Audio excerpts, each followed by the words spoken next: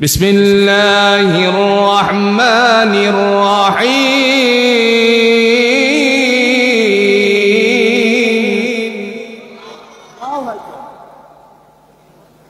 أوليس الذي خلق السماوات والأرض بقادر على أن يخلق مثلهم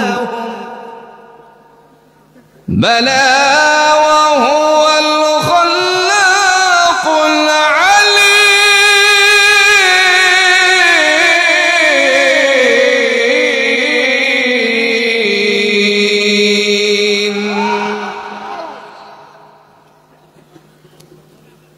কুরআনুল হাকিম দিয়ে আল্লাহ রাব্বুল আলামিন বলেন,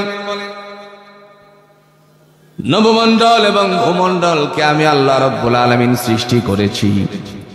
তার মানে জোরে বলুন তো আমাদের স্রষ্টাকে। সাইয়্যিদুল মুরসালিন আহমদ মুস্তাফা সাল্লাল্লাহু আলাইহি সাল্লাম জাতির মাঝে তিনি যখন কোরআনের উপস্থাপনা করলেন, সেই সময় জাতির মানুষকে একত্রিত করে বললেন, ইয়া আইয়ুহান নাস, হে মানব সম্প্রদায়, তোমরা যদি বলো আল্লাহ ছাড়া কোনো ইলাহ নাই, আল্লাহ ছাড়া কোনো মালিক নাই, সার্বভৌমত্বের মালিক হলেন তিনি আল্লাহ, তিনি তোমাদেরকে কামিয়াবি দান করে দিবেন। আমার ভাইরা জুড়ে বলুন তো সেই আল্লাহ আছে কিনা? দলিল আছে? কথা কন্যাকে দলিল আছে? আকাশ সৃষ্টি করেছেন কে? জমিন সৃষ্টি করেছেন কে? হুকুম চলবে কার? আল্লাহর জমিনে আল্লাহর দ্বীন কায়েম হলে জাতির মানুষের, সাধারণ মানুষের কোনো উপকার হবে। যেই মানুষগুলো নিরহ আছে তাদের উপকার হবে, চোর বাটপারদের এ দেশে সবচেয়ে বড় ক্ষতিগ্রস্ত হবে। কুরআনুল হাকিমের নবী সাইয়্যিদুল মুরসালিন আহমদ মুস্তাফা সাল্লাল্লাহু আলাইহি ওয়াসাল্লাম তিনি ঘোষণা দিয়েছেন, আল্লাহর কোরআনের দিক নির্দেশনা দিতে গিয়ে তিনি বলেন, আস-সারিকু ওয়াস-সারিকাতু ফাকতু আইদিয়াহুমা, চোর এবং চুরিকারিনীর উভয়ের হাত কেটে দাও। যেহেতু কোরআনের আইন আছে, হাত কেটে দাও। আগামীকাল এক চোর ধরা পড়লে পরে তার যদি হাত কেটে দেওয়া হতো বাইতুল মুকাররমের সামনে, আপনারা বলুন তো গোটা বাংলার চোরেরা সবাই আল্লাহর ওলিতে পরিণত হয়ে যেত কিনা? তিনি বলেন, নবমণ্ডল ভূমণ্ডলের মালিক আমি। الذي خلق السماوات والأرض اتباقا ما ترى في خلق الرحمن من تفاوت فارجع البصر هل ترى من فطور। মহান আল্লাহ রাব্বুল আলামিন বলেন, আমি আসমান এবং জমিনটার স্তরবিন্যাস করেছি। এরপরে বান্দারে, এই স্তরবিন্যাসের পরে আমি যখন তোমাদের অবস্থা সম্পর্কে জানার জন্য ইচ্ছে পোষণ করলাম, আমি বললাম আকাশের দিকে তাকাও, বারংবার তাকাও। 100 কোটিবার তাকালে পরে তোমার দৃষ্টি তোমার দিকে ফিরে আসবে। আমি আল্লাহর তৈয়ারির সাদে বিন্দু পরিমাণ ত্রুটি বিচ্যুতি ধরা পড়বে না। কে বলেছেন? আল্লাযী জাআলা লাকুমুল আরদা ফিরাশাও ওয়াস সামাআ বিনাআ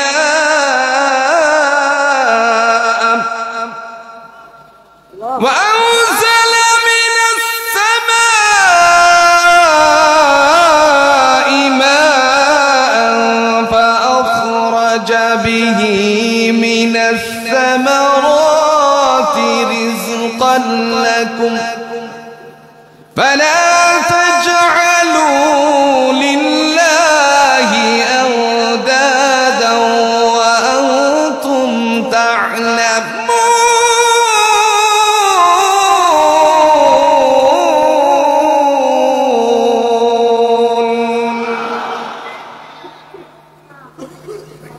সূরাতুল বাকারার 12 নম্বর আয়াতে তৃতীয় নাম্বার পৃষ্ঠার 12 নম্বর আয়াতের মধ্যে আল্লাহ পাক রব্বুল আলামিন তিনি ডাক দিয়া বলেন, আল্লাযী জাআলা লাকুমুল আরদা ফিরাশা, বান্দারে তোমাদের জন্য আমি জমিনটারে বানালাম বিছানা।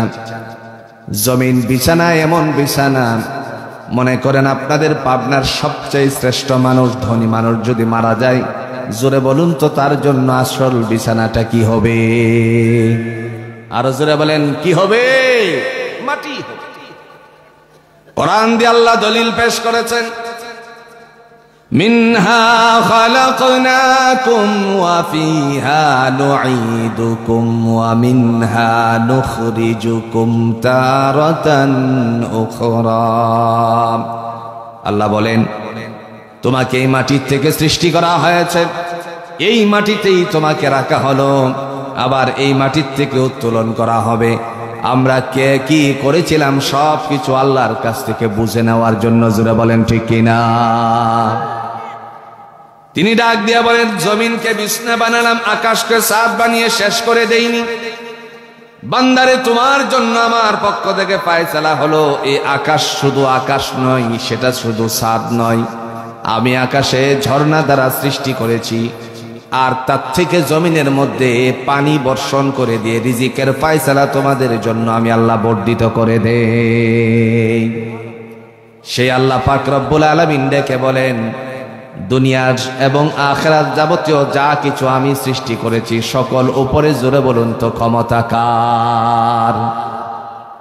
আল্লাহরে বাদ দিয়ে যদি কেউ নিজের থেকে ক্ষমতার বাহাদুরি করে, তাহলে তার জন্য বিপদ আছে না নাই? ক্ষমতা যে আল্লাহ, এই কথাটা ভুলে গিয়েছিল আমার দেশের একজন, যার কারণে 41 পর্যন্ত সময়সীমা বেঁধে দিয়েছিল। আহারে, মনে পড়ে গেল এই মুসলিম উম্মাহের জাগরণ সৃষ্টিকারী কোরআনের আলোকে মানুষকে হেদায়েতের দিকে ডেকেছিলেন। কোরআনের জন্য নিবেদিত প্রাণ, জীবনটা কোরআনের জন্য ধরে দিয়েছিলেন। যিনি ছিলেন আল্লামা দেলোয়ার হোসেন সাইদি রাহিমাহুল্লাহ। বলেছিলেন সেদিন, বেশি লাফালাফি করো না, গাছের গোড়া ধরে ঝাঁকুনি দিলে মামুর বাড়ি দিল্লি গিয়ে পড়বা, আর সেই দিল্লি গেছে। আজ আমরা সেই কথাগুলো যেন স্মরণের মধ্যে রেখে দিলাম, গেঁথে রাখলাম, আর সেখানেই চলে গেল। কারণ তার ভাষ্য ছিল, এখন বলছে এক মাঘে শীত, কথা কন না কেন? এক মাঘে শীত যায় না, এই কথা যদি আগে জানা থাকতো তাহলে এই জাতির মধ্যে তামাশা খেলতো না। ক্ষমতা কার? দলিল আছে? কথা কন না কে? দলিল আছে? তাবারাকাল্লাযী বিয়াদিহিল মুলকু ওয়া হুয়া আলা কুল্লি শাইইন কাদির।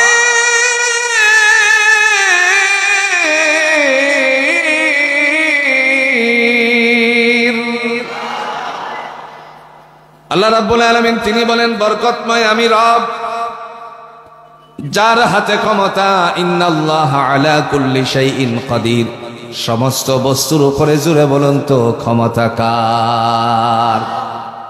ক্ষমতাধরেরা অল্প দিনের ক্ষমতা পেয়ে কোরআনের বিরুদ্ধে আচরণ করেছিল। এটা আজকের প্রথা নয়, দুনিয়ার জমিন থেকে আবু জাহেল চলে গেছে, কিন্তু আবু জাহেলের সাল্লি পাল্লি, আবু জাহেলের লতা সূত্র, তার অনুসারীরা, জুড়ে বলুন তো বাংলার জমিনে আজও আছে কিনা? তবে এখন লুকায় আছে। কথা কন না কে? এখন কোথায় আছে? আমি মিলান, আপনি কোরআন থেকে মিলান, আবু জাহেলের কর্মকাণ্ডটা কি ছিল, বর্তমান অবস্থান থেকে আমরা একটু শার্প করে নেই। আবু জাহেলের কর্মকাণ্ড ছিল যেন কোরআন মানুষের কাছে দিলে পৌঁছাতে না পারে, রাসূলুল্লাহ সাল্লাল্লাহু আলাইহি ওয়াসাল্লামের কোরআন যেন মানুষ না শুনে বাধা সৃষ্টি করা। কথা কন না কেন? ঠিক তদ্রূপ বাংলাদেশে মুফাসসিরদেরকে আমরা লক্ষ্য করেছি বিগত দিনে দা দিয়ে পর্যন্ত মঞ্চে কুপাতে গেছে।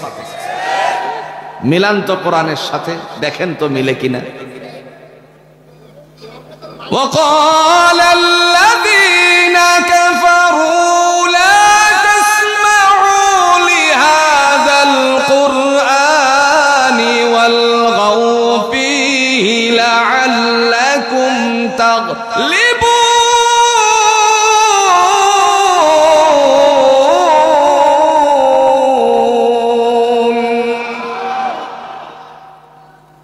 কোরআনুল হাকিম দিয়ে আল্লাহ বলে ওয়াকাল আল্লাযীনা কাফারু, ওই সমস্ত অবাধ্যচারীর দল মানে আবু জাহেলের গ্রুপ, তারা বলতো লা তাসমাউ লিহাদাল কুরআন, আমার ভাতিজার কোরআন তোমরা শ্রবণ করিও না। যদিও মানুষের কানে কানে পৌঁছাতে সক্ষম হয়, ওয়ালগাউ ফীহি লাআল্লাকুম তাগলিবুন, সেখানে তোমরা হট্টগোল সৃষ্টি করিও যাতে করে আমার ভাতিজার কোরআন মানুষের অন্তরকরণে বিদ্ধ না হয়। আর বিগত দিনে তাফসিরুল কোরআন মাহফিল হলে পরে ডিসি সাহেবের পারমিশন লাগতো, কথা কন না কেন? ওই পারমিশন নিয়েই শেষ নয়, আর একটা অ্যাপ্লিকেশন জমা দিতে হতো আপনার উপজেলা মিলনায়তনে ইউনূস সাহেবের কাছে, সেটাই শেষ নয়, আবার যেন থানা ইনচার্জের কাছে জমা দেওয়া লাগতো। এভাবে ধাপে ধাপে যখন দেখা যেত, এইগুলো জমা দেওয়ার পরে বলতো আলোচক কে আসবে। যদি বলা হতো কুষ্টিয়া থেকে আমির হামজা আসবে, তো সর্বনাশ, এই মাহফিল করতে দেওয়া যাবে, কথা কন না কেন? কুষ্টিয়া থেকে আমির হামজা আসবে, সর্বনাশ, এখানে এটা দেওয়া যাবে না। যদি বলা হয় আমির হামজা কি বলেছিল, উত্তরে আসবে কোরআনের কথা বলেছিল। পথহারা মানুষগুলোকে পথের দিকে দিশা দেওয়ার জন্য আল্লাহর বান্দা সঠিক তথ্যগুলো উদ্ঘাটন করার কারণে, উপস্থাপনার কারণে দেখা গেল ওই সময়টার মধ্যে বাধা সৃষ্টি শুধু নয়, রাতের বেলায় 2 থেকে 2.5 কিলোমিটার পর্যন্ত দৌড় খাইতেও হয়েছে। ওরা হলো আবু জাহেলের চালনি। মহান আল্লাহ রাব্বুল আলামিন ডাক দিয়া বলেন, বান্দারি, সর্বময় ক্ষমতার মালিক আমি আল্লাহ, তাবারাকাল্লাযী বিয়াদিহিল মুলকু ওয়া হুয়া আলা কুল্লি শাইইন কাদির। আল্লাহ বলেন, রাজত্বময় আমি আল্লাহ, যার হাতে ক্ষমতা। ইন্নাল্লাহা আলা কুল্লি শাইইন কাদির, বরকতময় রব তিনি বলেন সমস্ত ক্ষমতা, জুড়ে বলুন কার হাতে? সমস্ত বস্তুর উপরে আল্লাহ ক্ষমতাবান। এরপরে তিনি ডাক দিয়া বলেন, বান্দারি, দুনিয়ার জমিন নামক একটি জায়গাতে তোমারে পাঠালাম। কেন পাঠালাম জানো নাকি? সঠিককে সঠিক বলে বিবেচনা করবে, ব্যাঠিককে ব্যাঠিক বলে বিবেচনা করবে, আর সত্যকে উদ্ঘাটন করবে কোরআনের আলোকে। কারণ আমি কোরআন দিছি সত্যকে সত্য বলে বিবেচনা করানোর জন্য, মিথ্যাকে বানচাল করার জন্য। এবার আপনারা বলুন তো, কোরআন কি সত্য না মিথ্যা? দলিল আছে? কথা কন্যাকে দলিল আছে? আল্লাহ দলিল দেন। নাযালা আলাইকাল কিতাবা বিল হাক্কি মুসাদ্দিকাল লিমা বাইনা ইয়াদাইহি ওয়া আনজালাত তাওরাতা ওয়াল ইনজিল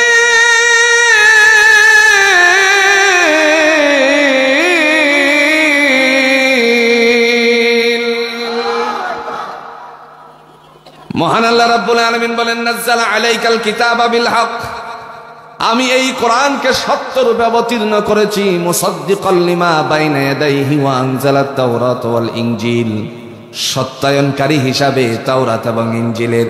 আমার ভাইরা, কোরআন যেখানে আছে শান্তি, জোরে বলুন তো সেখানে আছে কিনা? পৃথিবীর যত পুস্তকগুলো আপনি দেখবেন, লেখক লেখনীর মধ্যে ত্রুটি বিচ্যুতি আছে কিনা জ্ঞাতার্থে মানুষকে জানেন। কিন্তু আমরা যে কোরআন পেয়েছি, এই কোরআনটাকে যদি চুলচেরা ব্যাখ্যা বিশ্লেষণের মধ্যে কেউ তাকায়, আর এমত অবস্থায় যদি বলতে পারে আমার কোরআনটার মধ্যে ভুল আছে, তাহলে কোরআন মিথ্যা হয়ে যাবে। আল্লাহ বলেন, দুনিয়ার যত পুস্তক আছে তার ঊর্ধ্বে প্রাধান্য আমার কিতাব দিয়েছি, যার মধ্যে বিন্দু পরিমাণ সন্দেহেরই অবকাশ নাই। জোরে বলেন ঠিক কিনা? দলিল আছে? কথা কন্যাকে দলিল আছে? আল্লাহ দলিল পেশ করেন, তোমরা এর দিকে একটু তাকাও, এটা আমার পক্ষ থেকে কিতাব। আলিফ লাম মিম যালিকাল কিতাবু লা রাইবা ফীহি হুদাল লিল মুত্তাকিন।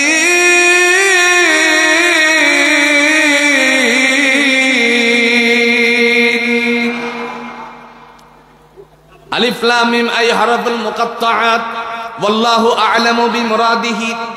কোরআনের যত জায়গায় আপনার এরকম ব্যাখ্যা দেখবেন, যত জায়গায় লেখা আছে আলিফ লাম মিম হা মিম সাদ ইয়াসিন কাফ নুন, এই সমস্ত কথাগুলো জুড়ে বলুন তো কেবল জানে কে? যদি আপনি মনে করেন মক্কার প্রধান ইমামকে আপনাদের এই বাইকুলা ইয়াকুবিয়া দাখিল মাদ্রাসায় এনে উপস্থিত করে বলেন, হুজুর আপনি বলেন, আপনি তো আল্লাহর ঘরের প্রধান ইমাম, আপনি বলেন শেখ সুদাইস সাহেব, আপনি বলেন এই আলিফ লাম মিমের অর্থ কি? তিনিও এক কথাই বলবেন আল্লাহু আ'লামু বিমুরাদিহি, এর যে কি মর্মার্থ কেবল আল্লাহ ছাড়া কেউ জানে না।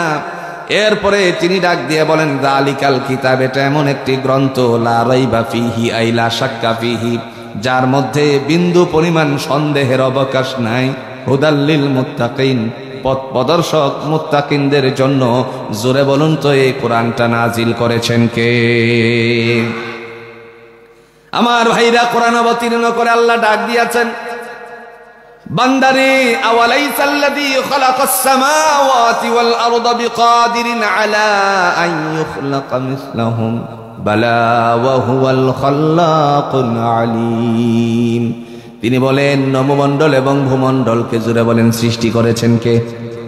আরেকটু আস্তে বলেন কে? দুনিয়ার জমিনে আল্লাহ ছাড়া আর কোনো ইলাহ নাই, আল্লাহ ছাড়া কোনো আইন চলবে? আরেকটু জোরে বলেন আল্লাহর আইন ছাড়া কোনো আইন চলতে পারে? কোরআনে দলিল আসেনি? কথা কন্যাকে দলিল আসেনি? আল্লাহ দলিল দেন, ওয়ামান ইয়াবতাগি গায়রাল ইসলামি দীনান ফালান ইউকবালা মিনহু ওয়া হুয়া ফিল আখিরাহ ফালান ইউকবালা মিনহু ওয়া হুয়া ফিল আখিরাতি মিনাল খাসিরিন।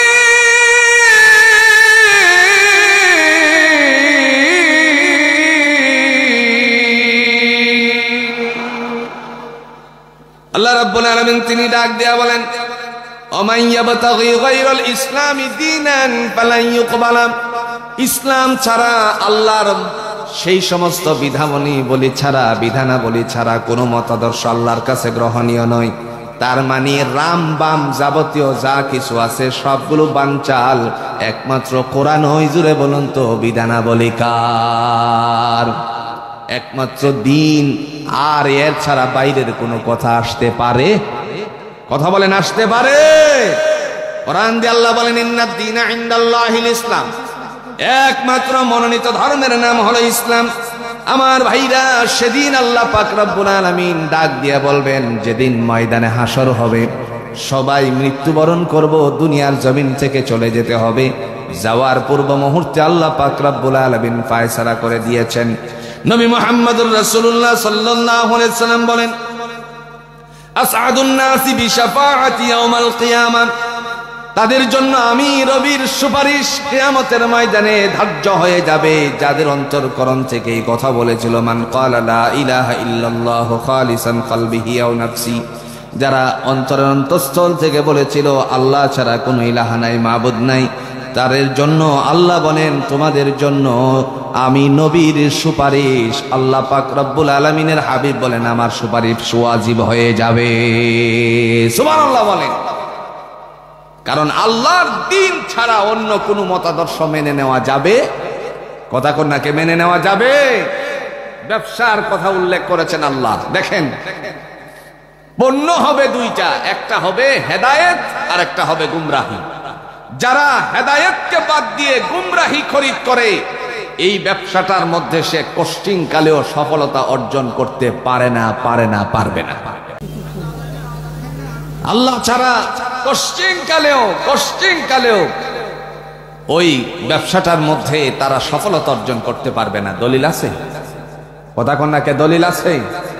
কোরআনে আল্লাহ দলিল পেশ করেন, উলাইকা আল্লাযীনা ইশতারাউ আদ-দালালাতা বিল হুদা ফামা রাবিহাত তিজারাতুহুম ওয়া মা কানু মুহতাদিন।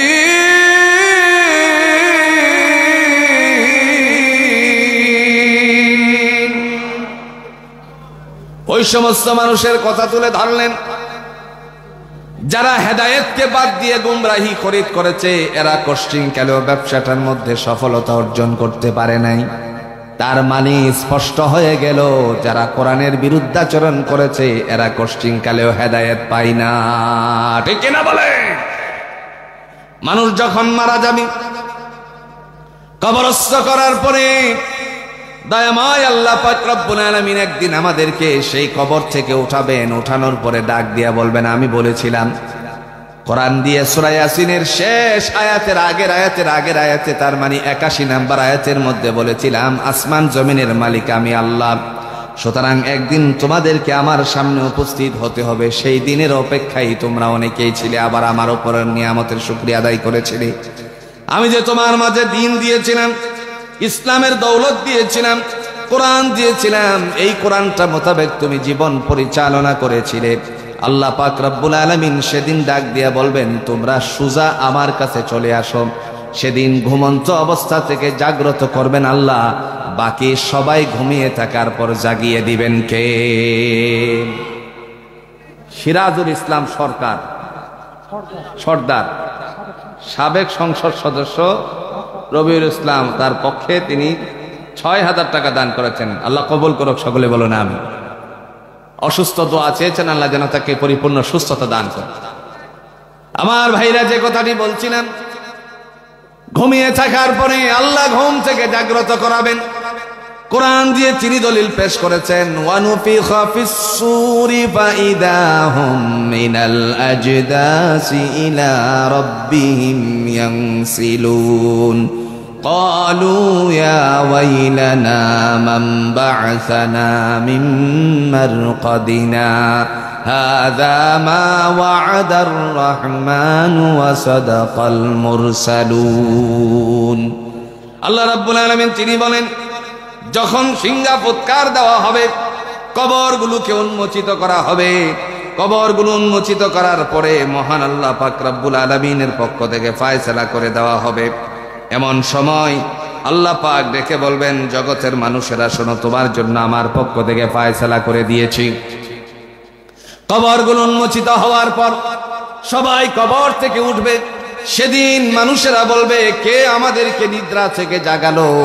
মনে পড়ে যাবে আর বলবে, ও মহান আল্লাহ রব্বুল আলামিনই তো আমাদেরকে এই কথার অঙ্গীকার করেছিলেন। সুবহানাল্লাহ।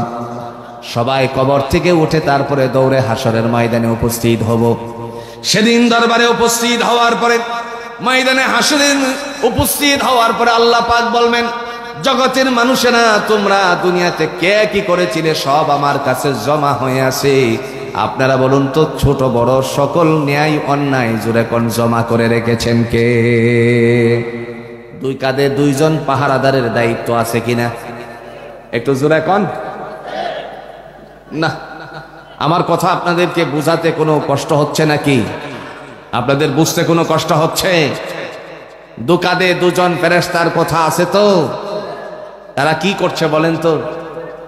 লিখতেছে। ফেরেশতাদের নাম কি? আর একটু জোরে বলেন, সবাই বলেন। অল্প কজনে বললেন। ফেরেশতাদের নাম কি? কোথায় পাইছেন? কোথায় পাইছেন? কিরামান কাতিবিন ফেরেশতার নাম কোরআনে তো কোথাও আমি পাই না। আপনারা বলতে পারেন আমরা সূরাতুল ইনফিতারে পেয়েছি। দেখেন কি পেয়েছেন, কিরামান কাতিবিনা ইয়ালামুনা মা তাফআলুন। এই তো নাকি? কিরামান শব্দের অর্থ নেন।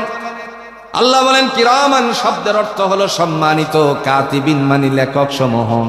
বান্দারে তোমরা কি করো আর না করো লেখনের জন্য আমি আল্লাহ দুজন সম্মানিত ফেরেশতা নিয়োগ দিয়েছি। সুবহানাল্লাহ বলেন। এইগুলো লিখে রাখার জন্য জোরে কোন খাতার দরকার আছে কিনা? একটু আস্তে কোন আসেনি? এখন আপনাদের কাছে প্রশ্ন হলো, আল্লাহর কাছে কোনো খাতা আসেনি? আওয়াজ দেয় না রে। আল্লাহর কাছে খাতা আছে? পাবনার মানুষ তো সচেতন, বলেন আল্লাহর কাছে খাতা আছে? আছে। আপনার যদি সন্তানের খাতা পুড়িয়ে যায় তার জন্য খাতার বন্দোবস্ত করেন।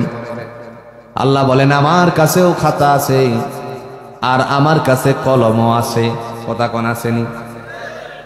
কোরআনে একটা সূরার নাম হলো সূরাতুল কলম। আল্লাহ বলেন নুন ওয়াল কলামি ওয়া মা ইয়াসতুরুন।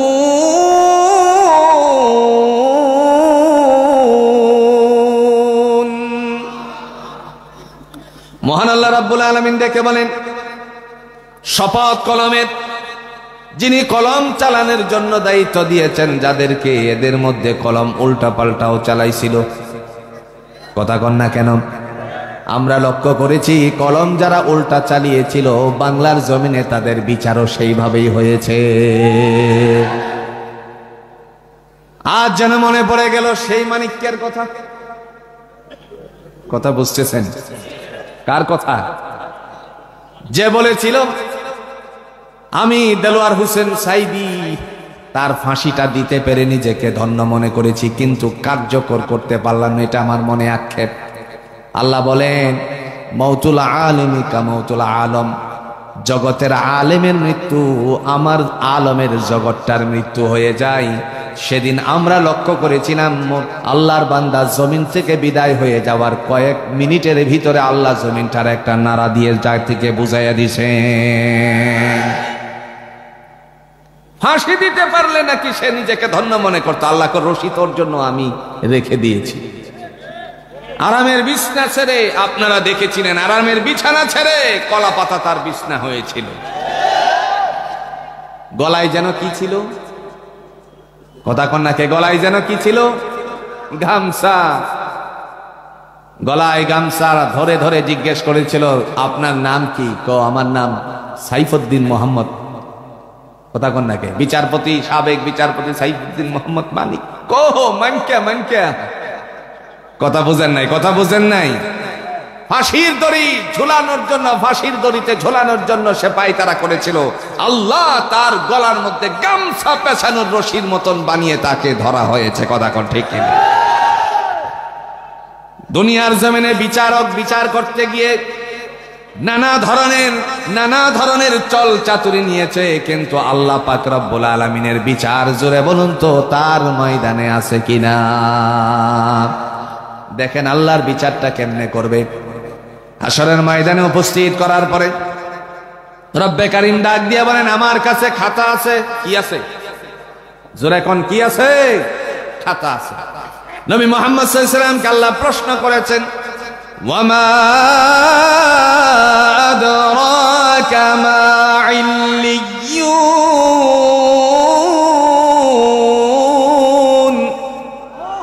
নবী গো ইল্লিয়ুন সম্পর্কে আপনি কিছু জানেন নাকি? আল্লাহ নিজেই উত্তর দিয়ে বললেন কিতাবুম মারকুম, এটা হলো হিসাবের খাতা। তার মানে হিসাবের খাতা জুড়ে বলুন তো আছে কার কাছে? সেদিন আল্লাহ পাক রব্বুল আলামিন হাশরের ময়দানে উপস্থিত করবেন। উপস্থিত করার সময় দুইটা ভাগে ভাগ করবেন। প্রথমত কয় দল? জুরাব কোন কয় দল? প্রথমত হবে দুই দল। এরপরে আল্লাহ পাক আরো তিনটা দলে বিভক্ত করবে। তিন দলের মাঝখানে যে দল হবে তারা হবে শুহাদাদের দল। জোরে কন্যা সুবহানাল্লাহ। এই জাতির জন্য লাল সবুজের পতাকাকে ধরে রাখার জন্য আবু সাইদের মতন যারা বিপ্লবে অংশগ্রহণ করে জীবন বিলিয়ে দিয়েছে, আগামী দিনে কোরআন রক্ষা করার জন্য যারা নিজের জীবনটাকে বিলিয়ে দিবে, আল্লাহ তাদেরকে শাহাদাতের মওত দান করে ময়দানে হাসরে মাথা উঁচু করে দিবেন।